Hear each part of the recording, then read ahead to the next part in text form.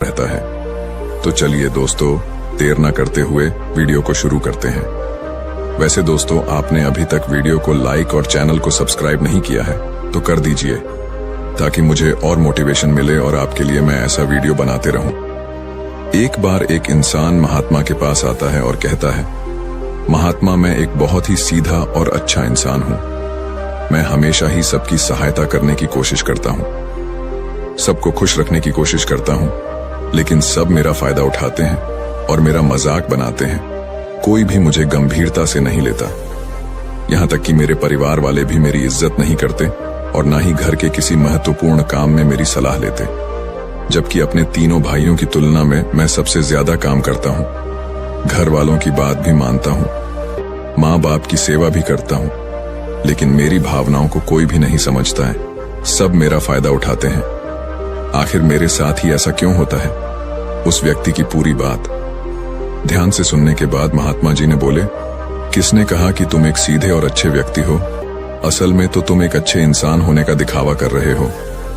ये सुन उस इंसान को बुरा महसूस हुआ, लेकिन वो फिर भी महात्मा की बात सुनता रहा। महात्मा ने उससे पूछा, अच्छा बताओ कि तुम हर इंसान की सहायता क्यों करना चाहते हो? क्यों तुम सबको खुश रखने की कोशिश करते हो? उस व्यक्ति ने कहा, ताकि सामने वाला मुझे भी खुश रखे, मेरी बात माने, मेरी इज्जत करे, मेरी भावनाओं को समझे और मुझे एक अच्छा इंसान समझे।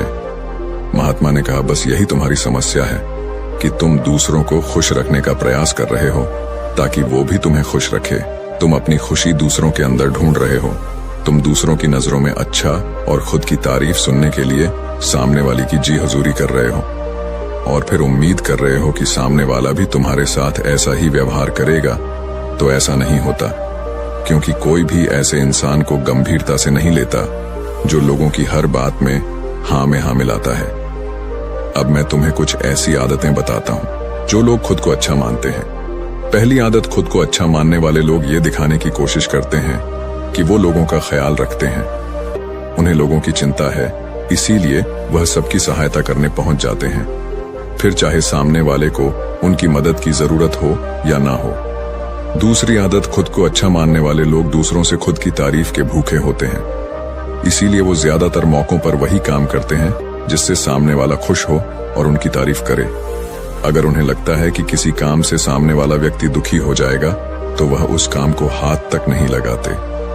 तीसरी आदत, खुद को अच्छा मानने वाले व्यक्तियों को लगता है कि उन्हें अपनी कमियों और कमजोरियों को दूसरे लोगों से छुपाना चाहिए, क्योंकि उन्हें लगता है कि अगर दूसरों को उनकी कमियों और गलतियों के बारे में पता चल गया तो लोग उनका मजाक बनाएंगे, उनकी बेइज्जती करेंगे, उन पर दूसरे लोग गुस्सा होंगे और उन्हें एक कमजोर व्यक्ति मानेंगे। चौथी आदत, अच्छे व्यक्ति खुद की जरूरतों को सबसे ऊपर रखने से डरते हैं, क्योंकि उन्हें लगता है कि ऐसा करने से ही दूसरे लोग उन्हें लालची समझेंगे और फिर वो लोगों की नजरों में एक अच्छे इंसान नहीं रह जाएंगे। पांचवी आदत, खुद को अच्छा समझने वाले लोग मानते हैं कि वो केवल तभी खुश रह सकते हैं जब उनके आसपास का हर इंसान खुश रहे। इसीलिए वो अपने आसपास के हर व्यक्ति को खुश रखने की कोशिश करते हैं। अब तुम्हें सुनने में लग सकता है कि इन आदतों में क्या बुराई है। सबका भला करना तो अच्छी बात है, लेकिन समस्या यह है कि खुद को अच्छा समझने वाले व्यक्ति असल में जैसे दिखते हैं वैसे होते नहीं। ये अंदर से कुछ और ही होते हैं, क्योंकि वो अच्छा बनने के चक्कर में दूसरों की बुराई को भी छिपा देते हैं। सामने वाले व्यक्ति को कभी भी उसकी गलतियां नहीं बताते और केवल वही बोलते और करते हैं जिससे सामने वाला खुश रहे। दूसरा, अच्छे लोग अपनी जरूरतों और कामों को महत्व नहीं देते, इसीलिए ये दूसरों से सीधे अपना काम करवाने से घबराते हैं, जिसकी वजह से ये दूसरे लोगों के साथ चालाकी करने की कोशिश करते हैं, अपने जरूरी कामों को करवाने के लिए भी, जैसे कि सामने वाले की चापलूसी करना या फिर उसके किसी काम के बहाने अपना काम भी कर लेना। तीसरा, खुद को अच्छा मानने वाले लोग केवल पाने की उम्मीद से ही कुछ देते हैं। यह इस बात का दिखावा तो करते हैं कि यह लोगों की सहायता करना चाहते हैं, लेकिन यह सहायता सिर्फ इसीलिए करते हैं इन्हें अच्छा इंसान समझे और जरूरत पड़ने पर इनकी भी सहायता करें।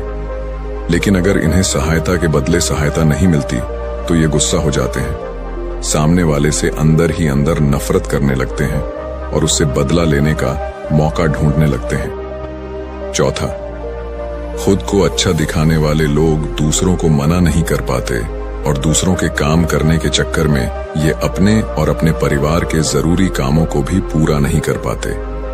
5वां, अच्छे लोगों को लगता है ये सभी उन्हें पसंद करें, सभी इनसे प्यार करें, जिससे दूसरे लोगों को इनका दोस्त बनने में दिक्कत होती है, क्योंकि ये हर किसी के सबसे पसंदीदा इंसान बनना चाहते हैं। ये सारी बातें सुनने के बाद उस व्यक्ति ने महात्मा से कहा, तो आपके कहने का मतलब है कि हम एक अच्छे इंसान न बने बल्कि एक बुरे इंसान बन जाए और लोगों का फायदा उठाए। महात्मा ने कहा, नहीं, मैं तुम्हें बुरा इंसान बनने के लिए नहीं कह रहा, लेकिन हाँ, तुम्हें बहुत सीधा इंसान भी नहीं बनना। अब मैं तुम्हें बताता हूँ कि एक व्यक्ति को कैसा इंसान बनने का प्रयास करना चाहिए। महात्मा ने कहना शुरू किया, तुम्हें एक सीधा या दूसरों की नजरों में अच्छा इंसान बनने की तुलना में एक सुलझा हुआ इंसान बनने का प्रयास करना चाहिए।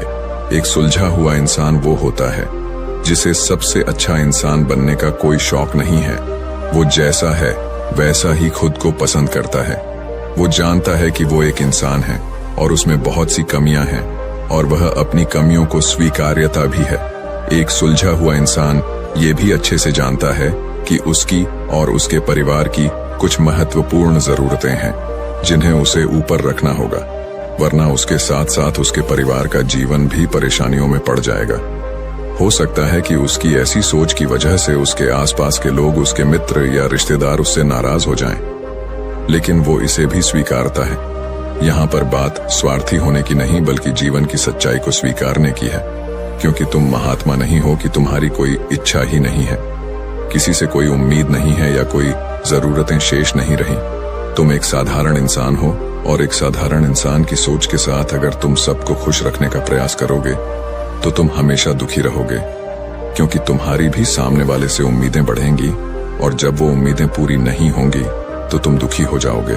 इसीलिए जो इंसान ये कहता है कि मैं सबकी मदद करूंगा, सबको खुश रखूंगा और मुझे बदले में किसी से कुछ भी नहीं चाहिए, यहाँ तक कि अपनी तारीफ भी नहीं, तो पहले उस इंसान को बुद्धत्व प्राप्त कर लेना चाहिए, क्योंकि एक आत्मज्ञान को प्राप्त व्यक्ति ही किसी से कोई उम्मीद नहीं रखता। पर क्योंकि आत्मज्ञान को प्राप्त करना सबके बस की बात नहीं है, इसीलिए तुम्हें इस जीवन के सत्य को स्वीकारना होगा और दुखी होने से बचने के लिए एक सीधा इंसान बनने की बजाय एक सुलझा हुआ इंसान बनने का प्रयास करना होगा।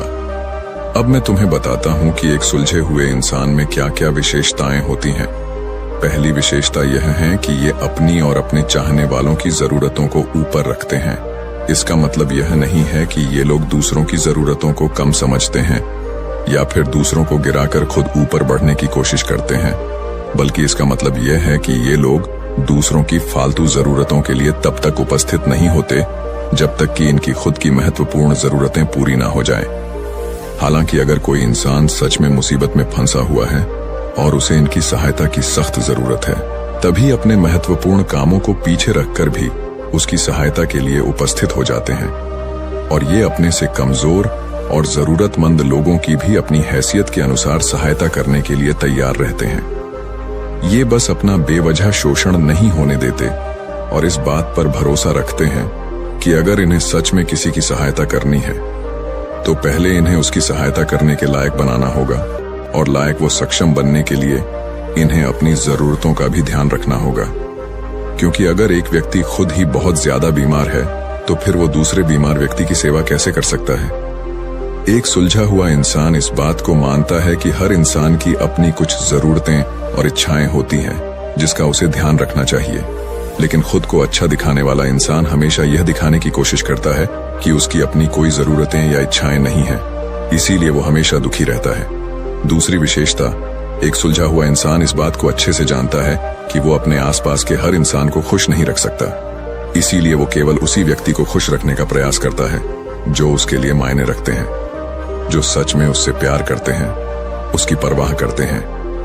लेकिन अगर उसकी बहुत कोशिश करने के बाद भी सामने वाला उससे दूरी बनाने का प्रयास करता है, उससे खुश नहीं रहता या फिर उसके साथ सहज महसूस नहीं करता, तो फिर एक सुलझा हुआ इंसान ऐसे व्यक्ति से दूरी बनाने से भी पीछे नहीं हटता, फिर चाहे वो उसका कोई परिवारजन, सगा संबंधी या फिर दोस्त क्यों ना हो, क्योंकि वो किसी से जबरदस्ती नहीं कर सकता। सिर्फ उसे खुश रखने या सामने वाले की नजरों में अच्छा इंसान बनने के लिए।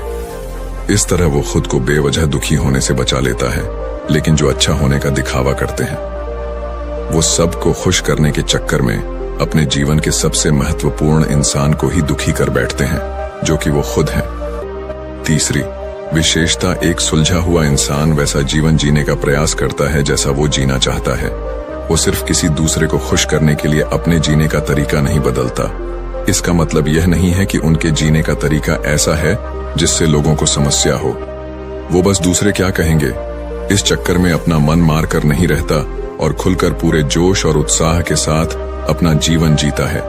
उसे अपनी पसंद नापसंद पता होती है, इसीलिए वो वही करता है जिसमें उसे खुशी मिलती है। उसे अच्छे से पता होता है कि वो कौन है, उसे अपने आप पे भरोसा होता है, इसीलिए उसे किसी इंसान की छोटी चापलूसी करके खुद को अच्छा दिखाने या खुद की तारीफ सुनने की जरूरत नहीं होती। महात्मा जी ने आगे कहा, अगर तुम अपने जीवन से संतुष्ट नहीं हो तो अपने आप से 2 प्रश्न पूछो। पहला, क्या मैं अपने लिए वो जिंदगी बना रहा हूं जो मैं असल में अपने लिए चाहता हूं? और दूसरा, अगर मैं नहीं बना रहा तो क्यों नहीं बना रहा हूं? जब तुम इन दोनों सवालों के बारे में गहराई से विचार विमर्श करोगे, तब तुम जान पाओगे कि तुम अपनी मनचाही जिंदगी सिर्फ इसलिए नहीं बना पा रहे हो क्योंकि तुम दूसरों के सामने अच्छा बनने का प्रयास कर रहे हो, जिसकी वजह से तुम अपनी इच्छाओं और जरूरतों को प्राथमिकता नहीं देते हो और दूसरों को ही खुश करने में लगे रहते हो। इसीलिए अगर तुम एक खुशहाल और मनचाहे जिंदगी जीना चाहते हो तो एक सुलझा हुआ इंसान बनने का प्रयास करो, ना कि सीधा इंसान। इतना कहकर महात्मा